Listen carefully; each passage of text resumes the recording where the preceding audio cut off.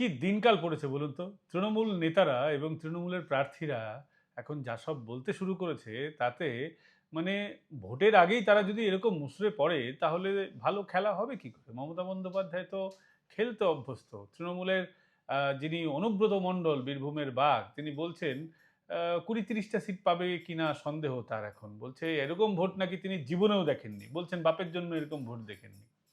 অন্যদিকে বাইরন বিশ্বাস কংগ্রেস ছেড়ে তৃণমূলে এসেছেন, তিনি এখন বলছেন যে আমি হারতে চলেছি। তো নির্বাচনের এখনো ফলাফল ঘোষণা না হওয়ার আগেই কেউ যদি বলে আমি হারতে চলেছি, তাহলে আশেপাশের বিধানসভা, এমনকি লার্জার পিকচারে যদি আমরা দেখি, তাহলে গোটা পশ্চিমবঙ্গে এর কিন্তু একটা এফেক্ট পড়ে। এ বিষয়ে আজকে কথা বলবো। আমাদের সঙ্গে রয়েছেন দিবাকর। আপনারা জানেন নমস্কার। তার চ্যানেলের নাম জাগরণ বাংলা। দিবাকর দেবনাথ খুব ভালো কাজ করছেন। নিয়মিত আপনারা তার ভিডিওগুলো দেখেন। সরাসরি জিজ্ঞেস করব যে সরাসরি এখন হলোটা কি? এই অনুব্রত মণ্ডল বলছে ২০-৩০টা সিট পাবে না তৃণমূল কংগ্রেস। পাশাপাশি আমরা দেখতে পাচ্ছি বাইরন বিশ্বাস বললেন যে আমি হারতে চলেছি, বিজেপি আসলেই ভালো হয়। মানে শুধু হঠাৎ আমি কি না, হলো? সুতি বিধানসভা হারবে, হুম, ফারাক্কা বিধানসভা হারবে, এটা আজকে বাইরন বিশ্বাস বলেছে। হুম, যেভাবে ভোট হয়েছে এবং পশ্চিমবঙ্গে তো এতদিন তৃণমূল ভোট করিয়েছে, ওরা জানে কিভাবে হুম, জিতে এসছে।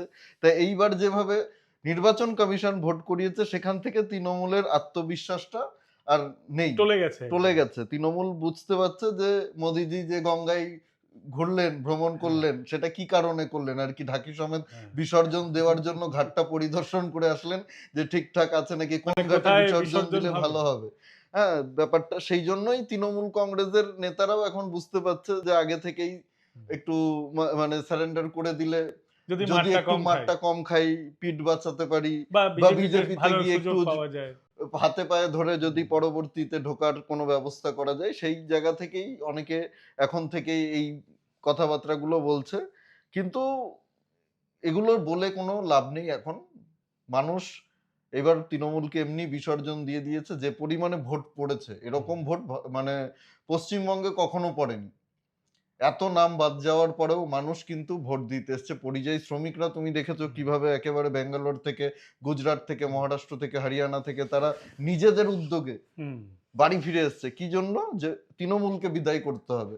আমাদের ছেলেমেয়ে যাতে আবার পরিযায়ী শ্রমিক হুম, না হয়ে যায়। হুম, আমরা তো পরিযায়ী শ্রমিক হুম, হিসাবে হরিয়ানাতে গিয়ে কাজ করছি, বিজেপি শাসিত রাজ্যে গিয়ে কাজ করছি। হুম, আমাদের সন্তানদেরও কি এইভাবেই পরিযায়ী শ্রমিক হতে হবে? সেটা তো হতে দেওয়া যাবে না। এই মানসিকতা থেকে মানুষ এইবার পরিবর্তন করতে চাইছে, এবং বিজেপি শাসিত রাজ্যে তো তারা থাকছে। হুম, তারা দেখছে কিভাবে গুজরাটে ইন্ডাস্ট্রি হচ্ছে, ভারী শিল্প হচ্ছে, বড়, বড় গাড়ি ফ্যাক্টরি, মোবাইল ফ্যাক্টরি নতুন, হুম, নতুন তৈরি হচ্ছে।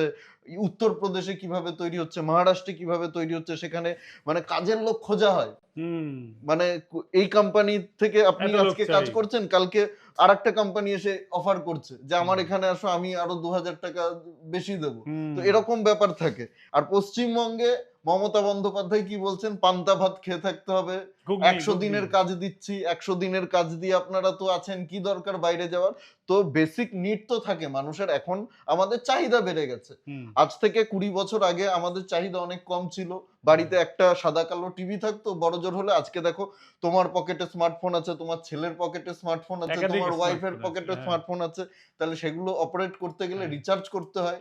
সেই রিচার্জ রয়েছে, হুম, বাড়িতে স্মার্ট টিভি রয়েছে, একটা বাইক থাকলে তার খরচা রয়েছে। হুম, মানুষের চাহিদা বেড়ে গেছে। এখন চাহিদা বাড়লে তো ১০০ দিনের কাজ দিয়ে পূরণ হুম, করা সম্ভব নয়। হুম, অভিষেক বন্দ্যোপাধ্যায় চোখের কোণায় একটা খোঁচা লাগলে চলে যাচ্ছে দুবাইতে চিকিৎসা করাতে, আমেরিকাতে চিকিৎসা করাতে। আর পশ্চিমবঙ্গের সাধারণ ঘরের ছেলেমেয়েরা, সাধারণ পরিবারের ছেলেমেয়েরা এই হুম, বাংলায় ১০০ দিনের কাজ করে পান্তা ভাত খেয়ে, ডাল ভাত খেয়ে থাকবে।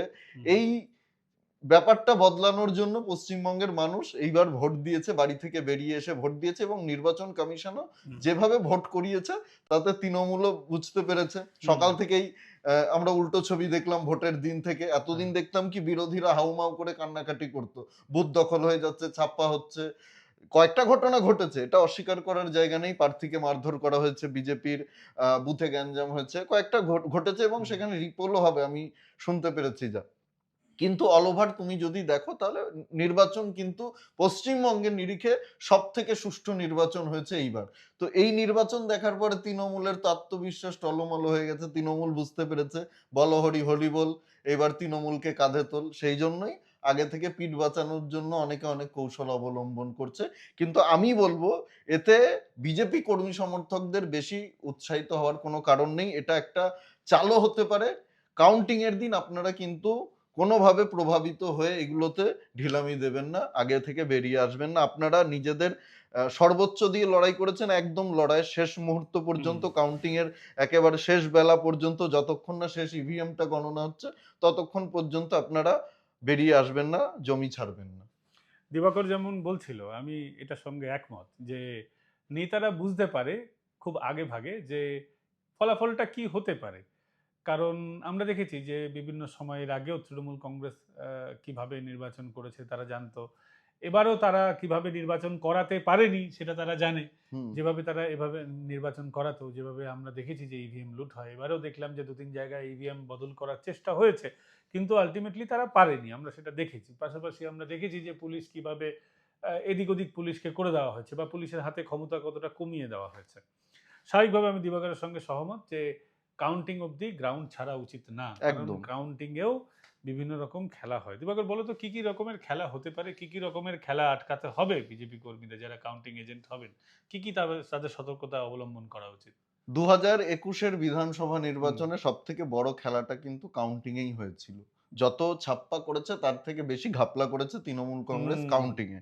সেই সহমত। সময় বিজেপিও ১ম বার বিধানসভা নির্বাচনে মানে এতটা লার্জ স্কেলে। হ্যাঁ, লার্জ স্কেলে লড়াই করছিল। তার আগে তো বিজেপি সেইভাবে গুরুত্ব দিয়ে পশ্চিমবঙ্গে ক্ষমতায় আসার লড়াই হুম, তো করেনি। হুম, হুম, কিন্তু ২০২১ এর লড়াইটা ছিল ক্ষমতা দখলের লড়াই। হুম, যেই লড়াইটা ২০২৬ হচ্ছে। তো হুম, সেখানে আমি দেখেছি আমার নিজের চোখে দেখা মানে ১২টার সেখানে বিজেপিরও ভুল আছে, বিজেপি নেতৃত্বের ভুল আছে। কৈলাস বিজয়বর্গী মমতা বন্দ্যোপাধ্যায়কে দুপুর ১২টার সময় যখন বিজেপি একটু পিছিয়ে থাকতে শুরু করলো হালকা সেই সময় পিছোতে হ্যাঁ, শুরু করেছে পিছনে আরকি। সেই সময় একেবারে মমতা বন্দ্যোপাধ্যায়কে কনগ্রাচুলেশনস। কংগ্রাচুলেশন জানালো মমতা বন্দ্যোপাধ্যায়কে ওদের ভাষায় আরকি বাধাই হো হুম, বাহ! মমতাজি কো মমতা বাধাই জি হো। কি বাধাই হো। সেই সময় ১২টার পর থেকে কিন্তু অত্যাচার নেমে আসলো। কাউন্টিং হুম, যারা এজেন্ট ছিল বিজেপির তাদেরকে মারধর করে হুম, বের করে দেওয়া হচ্ছে, তাদেরকে চমকে বের করে দেওয়া হচ্ছে, কাউকে হুম, টাকা পয়সা দিয়ে বের করে দেওয়া হয়েছে। হুম, তো এই ভয়টা মানে ঢুকে গেছিল যে আমরা হারছি। কারণ বিজেপির যখন বড় উচ্চ নেতৃত্বরা হুম। হার স্বীকার করে নিচ্ছে,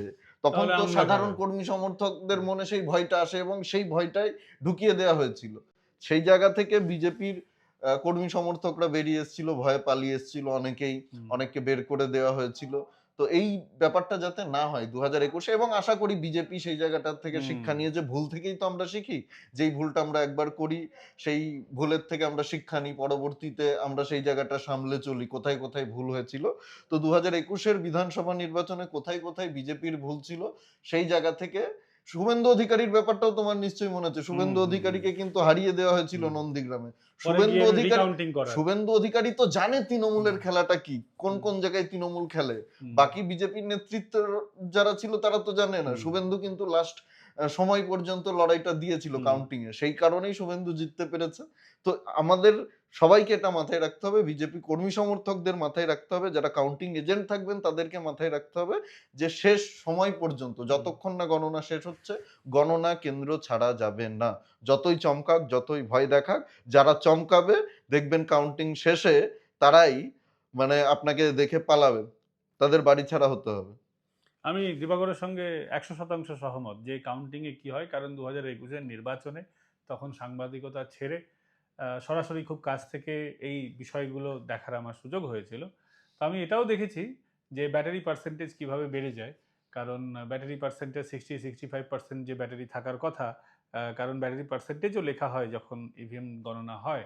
ইভিএম যখন স্ট্রং রুমে পৌঁছে দেওয়া থাকে সেখানে ব্যাটারি পার্সেন্টেজও থাকে। সেই ব্যাটারি পার্সেন্টেজ যেভাবে বেড়ে গেল, তারপরে ওটা জানানোর পরেও কর্তৃপক্ষরা সেটাতে কান দিলেন না। ওইভাবেই কাউন্টিং শুরু হলো এবং কাউন্টিংয়ে যে খেলা শুরু হলো, কিভাবে সেখানে বিডিও, এসডিওরা, কাউন্টিংয়ের লোকেরা, পুলিশ প্রশাসন কিভাবে হামলে পড়েছিল, তৃণমূলকে সহযোগিতা করেছিল, সবটাই ২০২১ এ আমরা কিন্তু কাছ থেকে দেখেছি। তাই যারা পরিবর্তনকামী মানুষ আছেন, যারা মনে করেন যে প্রকৃত মানুষের যে ভোটের প্রতিফলন হওয়ার প্রয়োজন আছে। দেখুন রাজনৈতিক দল কে জিতবে, কে হারবে সেটাতে আমাদের কিছু যায় আসে না। কিন্তু এটা তো ঠিক গণতন্ত্রপ্রিয় মানুষ হিসেবে বা এই দেশটা তো গণতান্ত্রিক দেশ। সে জায়গা থেকে দাঁড়িয়ে মানুষের ভোটের প্রকৃত প্রতিফলন হোক এটা আমরা চাই এবং সেটা করার জন্য প্রত্যেক রাজনৈতিক দলের, বিশেষ করে বিরোধী দলগুলির এটা তো অবশ্যই তাদের দায়িত্ব যে তারা ঠিকঠাকভাবে কাউন্টিং করবেন, যাতে মানুষের প্রকৃত আমরা কে কাকে ভোট দিয়েছি সেটা যেন প্রতিফলিত হয়। কোনো রাজনৈতিক দল লুট না করে নেয়, বিশেষ করে শাসক দলের যে লুটের অভ্যাস আছে সেটাকে এবার প্রতিহত করা এটা সকলের দায়িত্ব। এই ভিডিওটা আপনাদের কেমন লাগলো কমেন্ট করে জানাবেন। ভিডিওটা ভালো লাগলে লাইক, শেয়ার এন্ড সাবস্ক্রাইব করতে ভুলবেন না। আগামীকাল আপনাদের সঙ্গে আবার দেখা হচ্ছে অন্য কোনো বিষয় নিয়ে। ভালো থাকবেন। নমস্কার।